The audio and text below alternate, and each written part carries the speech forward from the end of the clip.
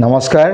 सो आज class 11 micro इकोनॉमिक्सर आमी producers equilibrium उत्पादकर भारसाम्यता जी chapter है चैप्टर टू लै पे मैं डिस्कशन गई आसो। ओके, मैं बोलना चाहता हूँ जो क्लास 11 का है ना प्रोड्यूसर्स इक्विलिब्रियम वो वाला चैप्टर को हम लोग को डिस्कशन करना है। क्लियर?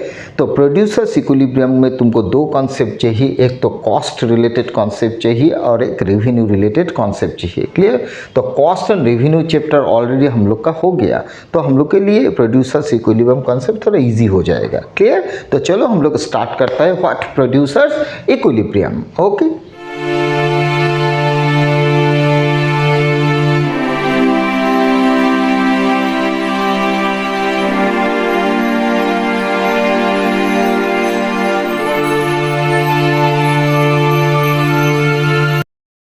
प्रोड्यूसर्स इक्विलिब्रियम में तुमको पहले तो ये चीज़ जानना है, इक्विलिब्रियम का मतलब व्हाट। इक्विलिब्रियम का मतलब हो गया इक्विलिब्रियम। ओके, इक्विलिब्रियम का मतलब हो गया, इक्विलिब्रियम का मतलब हो गया state of, clear, state of what, balance, state of balance. इसका मतलब हो गया जो एक सिचुएशन, जिस सिचुएशन से we have no tendency to move, मतलब वो सिचुएशन से हमको मूव नहीं करना है क्योंकि वो सिचुएशंस में मैं सेटिस्फाइड हूँ एज ए प्रोड्यूसर और as a consumer. Clear? So consumers equilibrium में कंज्यूमर को जिस जगह पर मैक्सिमम सेटिस्फैक्शन मिलता है उस जगह पर ही कंज्यूमर्स को इक्विलिब्रियम मिलता है, मतलब consumers have no tendency to move from that situation. Clear? उस हिसाब से एक प्रोड्यूसर्स को इक्विलिब्रियम तब मिलेगा जब एक प्रोड्यूसर्स को मैक्सिमम प्रॉफिट और minimum loss, either maximum profit और मिनिमम लॉस सिचुएशन मिलेगा। That situation is said to be producers equilibrium. और उस सिचुएशन से producers also have no tendency to move. Clear? So इसलिए शायद state of balance is said to be equilibrium. Clear? तो अभी now question is what is producers equilibrium. Producers को equilibrium कब मिलता है? प्रोड्यूसर एक होता है ना, सो प्रोड्यूसर्स वही होता है जो एक चीज़ सेल करता है। क्लियर? और प्रोड्यूसर को हर वक्त चाहिए क्या? Maximum profit against price. Clear? और नहीं तो उसको एटलीस्ट मिनिमम लॉस चाहिए। अगर प्रॉफिट नहीं हो रहा है तो लॉस, अगर हो रहा है तो minimum loss. Clear? So either producer try to get what, try to get maximum what, try to get maximum profit or what, minimum loss। Clear? उसको अगर मैक्सिमम प्रॉफिट नहीं मिला तो वो मिनिमम लॉस में रहना चाहेगा। क्लियर? तो एज यूजुअल दिखा जाए एक प्रोड्यूसर को मैक्सिमम प्रॉफिट अगर चाहिए तो मैक्सिमम प्रॉफिट के लिए तुमको पहले तो ये जानना जरूरी है प्रॉफिट मतलब what. Profit nothing but the difference between total revenue and total cost, मतलब profit nothing but what, profit nothing but pi symbolic form and profit nothing but TR minus TC। जो total revenue and total cost का जो gap है ना वो gap कोई nothing but बोलता है what, profit. So profit nothing but the difference between TR and TC। Clear? तो आज हम लोग को ये चीज़ जानना है किस सिचुएशन में प्रोड्यूसर्स को मैक्सिमम प्रॉफिट मिलता है और वो मैक्सिमम प्रॉफिट के अगेंस्ट में वो उसको इक्विलिब्रियम सिचुएशन किस जगह पर मिलता है। क्लियर? तो इसलिए हम लोग को आज डिस्कशन करना है प्रोड्यूसर्स इक्विलिब्रियम। और ये जो प्रोड्यूसर्स इक्विलिब्रियम है ना इसमें तुम लोग को दो अप्रोच मिलेगा, one is TRTC approach, another is MRMC approach. Clear? One is what, TRTC approach, another is MRMC approach.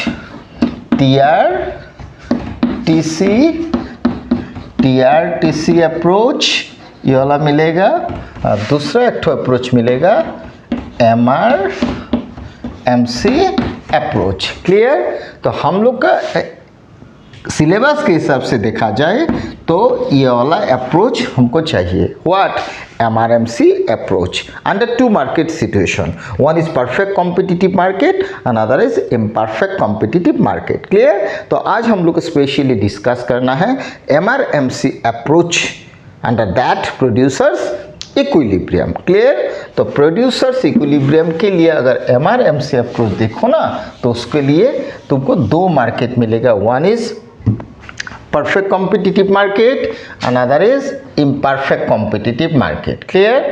तो मैं क्या करता हूँ, इधर मैं परफेक्ट लिख लेता हूँ, perfect competitive. Clear? So perfect competitive market अगर देखो, परफेक्ट कॉम्पिटिटिव व्हाट मार्केट, मैं दो भाग कर देता हूँ. ठीक है, इधर हो गया इम्परफेक्ट. ओके, सो इम्परफेक्ट कॉम्पिटिटिव मार्केट. क्लियर? सो दो पार्ट में मैंने डिवाइड कर लिया, परफेक्ट एंड इम्परफेक्ट. क्लियर हो गया. अभी सवाल है, जो MRMC अप्रोच है ना, उसके अंडर में प्रोड्यूसर्स को इक्विलिब्रियम की जगह पर मिलेगा. तो इस सिचुएशन के डिस्कशन के लिए तुमको दो कर्व चाहिए, एक तो MR कर्व चाहिए और एक तो MC कर्व चाहिए. क्लियर? तो इधर x एक्सिस 0, y एक्सिस, इधर 0 y x एक्सिस, इधर हो गया तुम्हारा आउटपुट, आउटपुट, इधर भी आउटपुट. क्लियर हो गया. y एक्सिस में तुम लिख लो MR एंड MC, इधर भी आ जाएगा MR and MC. Clear? So y axis represents MR and MC, x axis represents output. अभी सवाल है, मैंने दो मार्केट ले लिए, एक तो परफेक्ट, अनदर इम्परफेक्ट. क्लियर? तो अंडर MRMC अप्रोच में तुमको दो कर्व चाहिए, one MR another MC. Clear? तो परफेक्ट में ऑलरेडी हम लोग को पता है MR curve is what, parallel to x axis. So this is what curve, MR curve. Clear? But imperfect में MR कर्व डाउनवर्ड स्लोप था, है कि नहीं? So this is what curve, MR curve. हो गया. तो इसमें भी MR चाहिए, इसमें भी MR चाहिए. क्लियर? अभी MRMC अप्रोच में तुमको MC कर्व चाहिए, तो MC कर्व बना लो. ऑलरेडी हमको पता है MC curve takes U shape curve, तो MC कर्व यू शेप बना लो. This is what MC curve. Clear? इधर भी MC बना लो. This is what MC curve. हो गया. This is MR curve, this is MC curve, this is MR curve, this is MC curve. Clear? हो गया. अब फर्स्ट वाला कंडीशन क्या था, MR इक्वल MC. सेकेंड वाला कंडीशन क्या था, MC curve cuts MR curve from below. Okay, from below. हम लोग को पता है एक चीज़, जब दो कर्व एक किसी एक पॉइंट में टच करता है या इंटरसेक्ट करता है ना, उस पॉइंट में दोनों समान, तो उस हिसाब से देखा जाए तो this point cuts two curve, one is MR, another MC. Here also two curve intersect each other, MR and MC. So in that ground we say in this point MR equal MC, in this point MR equal MC. Here also MR MC cuts, here also MR MC cuts. So here MR equal MC, here MR equal MC. तो पहला वाला जो condition है ना MR equal MC, वो चारों point में satisfy हो रहा है. क्लियर? लेकिन सेकेंड वाला जो कंडीशन है ना, MC curve cuts MR curve from below. Okay, तो फ्रॉम बिलो मतलब MC cuts MR from below. अगर देखो ना, इधर curve MC cuts MR from above हो रहा है, लेकिन इधर अगर देखो ना, MC cuts MR from below, from below. Clear? तो finally this point is nothing but what, equilibrium point. Okay, here MC cuts MR from above, but here MC cuts MR from below. Okay, so finally this point is said to be equilibrium point. Why equilibrium? In this point हमको दो चीज़ मिला. Clear? One is क्या मिला, MR is equal MC. Second condition मिला MC cuts what, MR from below, E point में. Clear? इधर भी तुमको E पॉइंट में दो चीज़ मिला. क्लियर? दो चीज़ मिला. what, MR is equal MC. Number B मिला MC cuts MR from below. Clear? So this point is not equilibrium point, this point is equilibrium point, this point is not equilibrium point, this point is equilibrium point. जो producers equilibrium का दो condition होता है ना, one is MR equal MC, second MC curve cuts MR का from below, वो दो condition इस point में fulfill हो रहा है. Clear? मतलब MR equal MC होने के बाद ही MC का ऊपर चला गया, MR नीचे चला गया, मतलब compare to MR and MC we here see slope of MC is more than slope of MR. Clear? In that situation what we see here, we see beyond that point slope of MC is more but slope of MR is less. Compare to MC here we see slope of MR is more than MR. Clear? मतलब इस point के right side में अगर देखो ना, MC का slope ज़्यादा है, MR का कम है. इस पॉइंट के राइट साइड में अगर देखो, MC का स्लोप ज़्यादा, MR का कम कंपेयर टू MC. क्लियर?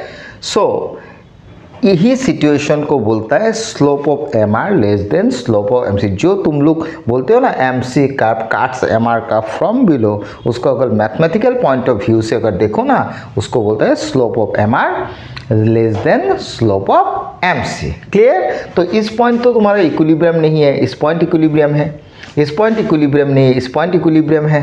तो फाइनली अगर इक्विलिब्रियम पॉइंट ये है, इक्विलिब्रियम पॉइंट ये है, तो तुमको ये पॉइंट ज़रूरत ही नहीं है. क्लियर? तो तुम ये पॉइंट ओमिट भी कर सकते हो. क्लियर? अगर ओमिट कर दूँ मैं, इधर भी ये पॉइंट ओमिट कर दूँ, तो इसका मतलब ये होगा, अगर MR का ऐसे बना दो ना, MC इधर से तुम शुरू कर लो, तो क्या होगा, MR is equal to MC हो जाएगा. Second MC cuts MR from below, ये चीज़ हो जाएगा. दो ही कंडीशन मुझे इस जगह मिला. क्लियर? इधर भी देखो, दिस इज MR का, MC काट्स MR, तो MR इक्वल MC हो गया, और साथ ही साथ MC cuts MR from below, वही भी हो गया. तो दो कंडीशन इधर हो गया, ये वाला नहीं चाहिए. तो ये जो इक्विलिब्रियम कंडीशन के अगेंस्ट में when firm produces this amount, equilibrium point के अगेंस्ट में प्रोड्यूसर प्रोड्यूसेस दिस अमाउंट, तो क्या होगा पता, प्रोड्यूसर को ये जो MR MC का गैप है ना, ये गैप मतलब नथिंग बट उसको प्रॉफिट मिल जाएगा. इधर भी उसको ये गैप में क्या मिल जाएगा, प्रॉफिट. क्योंकि इस पॉइंट के लेफ्ट साइड में देखो MR ज़्यादा है, MC कम है. Clear? So MR is more then MC. इस पॉइंट के अगेंस्ट में अगर लेफ्ट साइड में देखो, MR ज़्यादा है, MC कम है, तो ये जो MR MC का गैप है ना, this is said to be also his additional profit. Clear? So वो प्रॉफिट उसको मिल जाएगा. इसलिए शायद फर्म ट्राई टू की fulfil to equilibrium condition. One is MR equal MC, second is MC curve cuts MR curve from below. That means what? Slope of MR less than slope of MC. Clear? तो ये चीज़ perfect competitive market में अगर तुम थोड़ा अच्छा से देखो ना, सेम कॉन्सेप्ट ही है. तो मैं ये चीज़ इस पॉइंट में फर्म को इक्विलिब्रियम क्यों मिलता है, इस पॉइंट में क्यों नहीं मिलते, वो चीज़ मैं दिखा रहा हूँ. क्लियर? मतलब this point is not equilibrium point, finally this point is equilibrium point where two condition is fulfil. Now question is why firm fulfil this two condition. मतलब एक प्रोड्यूसर वो दोनों कंडीशन को फुलफिल क्यों करना है, क्यों, व्हाई. क्लियर? तो अगर पूछे तो तुम बोलोगे जी MR इक्वल MC होना है plus MC cuts MR from below, वो तो बुक में है. लेकिन मेरा सवाल ये है, वो दो कंडीशन फुलफिल क्यों करना है, अगर फुलफिल हो गया तो क्या होगा, वही चीज़ मैं समझाने वाला हूँ. क्लियर? तो वो परफेक्ट कॉम्पिटिटिव मार्केट से तुम अच्छा से देख लो. क्लियर?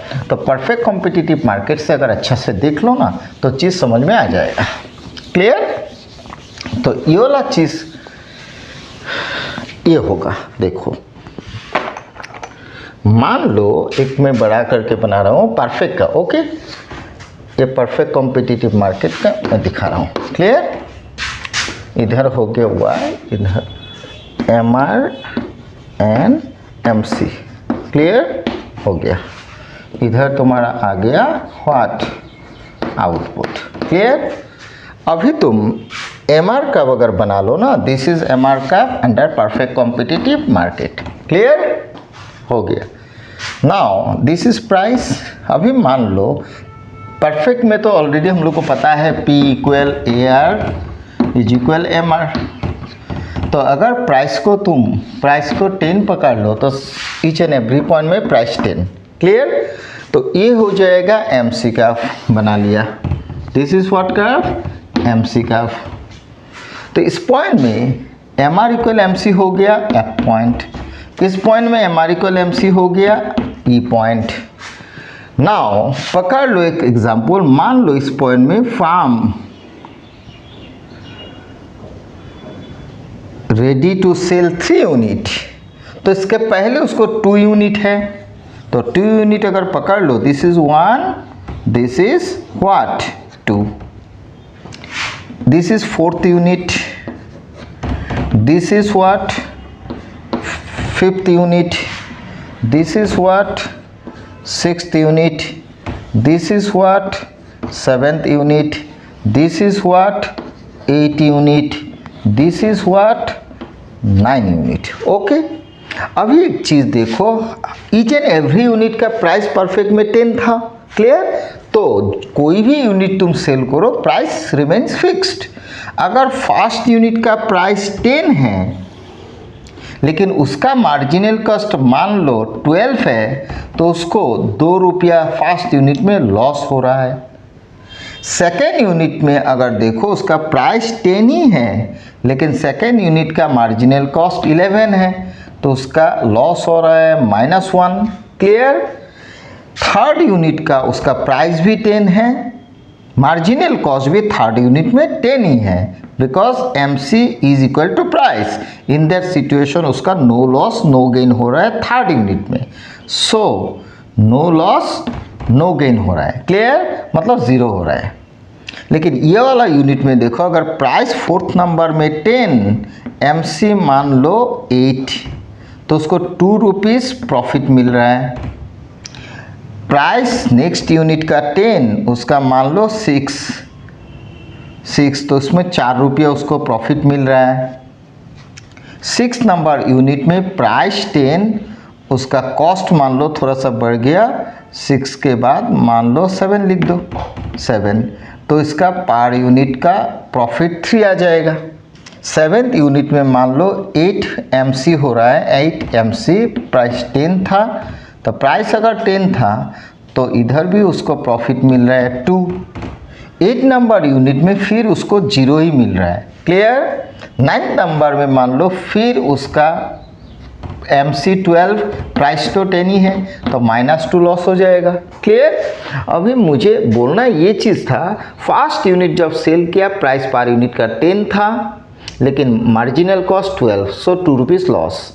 सेकेंड यूनिट में नॉट 2, सेकेंड यूनिट में पर यूनिट का price 10, 11 marginal cost 1 rupees loss. Clear?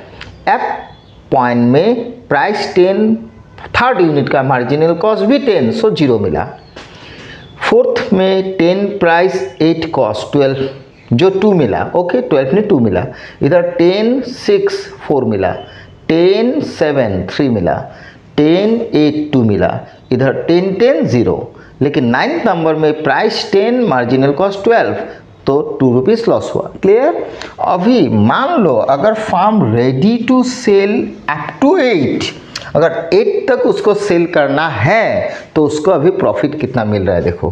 तो प्रॉफिट इधर तो लॉस हो रहा है, इधर प्रॉफिट देखो, 2 4 3 2, मतलब 2 + 4 6 6 9 9 11। क्लियर? मतलब ये जो एरिया उसको मिला ना, 2 4 6 6 9 9 10 11, मतलब ये एरिया में उसको मिल रहा है 11। लेकिन अप टू 8 नंबर में उसको पहले 1 और 2 यूनिट में उसको लॉस हो रहा है कितना, -3, तो प्लस माइनस से -3 हो जाएगा, तो उसको मिल जाएगा कितना, 8। तुम 8 तक प्रोडक्शन करोगे ना तो तुमको ये बीच वाला प्रॉफिट मिलेगा, 2 4 3 2, मतलब 4 3 7 7 8 9 10 11 इतना एरिया में तुमको मिल गया। लेकिन पहले 2 जो यूनिट है ना 1 और 2, उसमें तो तुमको लॉस हुआ 3 ने 3 रुपीज़ लॉस हुआ, -2 -1, तो तुम टोटल जो 11 तुमको प्रॉफिट मिला ना, उससे तुम 3 रुपीज़ लॉस को माइनस कर दो। क्लियर? तो 11 से 3 माइनस करोगे तो तुमको नेट प्रॉफिट मिल जाएगा क्या? नेट प्रॉफिट मिल जाएगा 8। क्लियर? अभी मेरा सवाल ये है, अगर तुम MR इक्वल MC ये वाला पॉइंट में दिखाता F पॉइंट में, तो MR इक्वल MC होता, लेकिन सेकंड वाला कंडीशन जो MC का MR फ्रॉम बिलो वाला नहीं होता। लेकिन उसके साथ साथ F पॉइंट में तुमको लॉस ही मिल रहा है, but as a producer you always try to maximise your profit.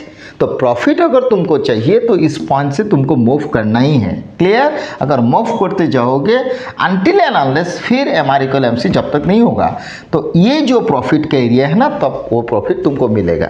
लेकिन अगर F पॉइंट से तुम इधर नहीं जाओगे तो तुमको प्रॉफिट नहीं मिलेगा, 3 रुपीज़ लॉस ही होगा। क्लियर? तो फाइनली इधर तुमको 11 मिल गया और उधर -3 हो गया, तो फाइनली नेट प्रॉफिट हो गया 8। क्लियर? तो ये जो 8 रुपीज़ तुमको नेट प्रॉफिट मिला ना, this is said to be maximum profit. इसलिए शायद प्रोड्यूसर इस पॉइंट से इधर नहीं जाएगा, मतलब 8 से कम प्रोडक्शन, 8 से ज़्यादा प्रोडक्शन कभी नहीं करेगा, क्योंकि 8 से अगर ज़्यादा प्रोडक्शन करेगा ना, फिर उसका 2 रुपीज़ लॉस हो जाएगा, इधर उसका नेट प्रॉफिट 6 हो जाएगा। मतलब 8 से फिर ये 2 रुपीज़ क्या करना पड़ेगा, माइनस करना पड़ेगा, तो 6 रुपीज़ हो जाएगा, तो उसका मैक्सिमम प्रॉफिट फिर घट जाएगा। अगर 9 नंबर प्रोडक्शन करेगा तो ये -2 भी आ जाएगा इसमें, तो 8 से 2 माइनस होगा तो 6 रुपीज़ मिलेगा, तो उसको 6 नहीं चाहिए, उसको मैक्सिमम चाहिए कितना, 8 रुपीज़। क्लियर? और वो 8 रुपीज़ उसको मिल रहा है इस पॉइंट में फाइनली। सो इसलिए शायद producer finally stay on that point, उससे वो ज़्यादा प्रोडक्शन भी नहीं करेगा, उससे कम भी नहीं करेगा। क्लियर? फाइनली इस पॉइंट में प्रोड्यूसर क्या करेगा, फाइनली स्टे करेगा इस पॉइंट में, because that point give producers maximum profit. कितना, 8 रुपीज़ अगर देखो न्यूमेरिकली। क्लियर? सो शायद इसलिए क्या हुआ, इस पॉइंट को ही फाइनली हम लोग बोलता है equilibrium point on the ground of MR equal MC। तो फाइनली इधर MR MC काट्स किया तो MR इक्वल MC हो गया। Second point, MC cuts MR from below, अगर फ्रॉम बिलो इधर हुआ तभी उसको जाके 8 रुपीज़ प्रॉफिट मिला। क्लियर? लेकिन एबो कार्ड्स एबो वाला पॉइंट लेता तो उसको 3 रुपीज़ लॉस ही होता, प्रॉफिट कुछ भी नहीं होता। क्लियर? लेकिन वो जो 8 रुपीज़ प्रॉफिट उसको मिला, पॉसिबिलिटी जो आया प्रॉफिट का, वो इस पॉइंट में मिला, इस पॉइंट में नहीं मिला। So this point is not said to be equilibrium point. Clear? So finally ये point is said to be equilibrium point where MR equal MC and MC cuts MR graph from below. Mathematically, slope of MR less than slope of MC. Okay, so this is finally said to be what, producer's equilibrium under MR MC approach. Clear? So MR MC approach में either perfect और imperfect, मैंने ये चीज़ perfect से समझाया, लेकिन either it is perfect और imperfect market, जो भी मार्केट हो, MR MC अप्रोच में प्रोड्यूसर को 2 कंडीशन चाहिए। पहला वाला, MR is equal to MC. This is the necessary condition but not sufficient. But sufficient condition is what? MC curve cuts MR curve from below, or slope of MR less than slope of MC. Okay, thank you.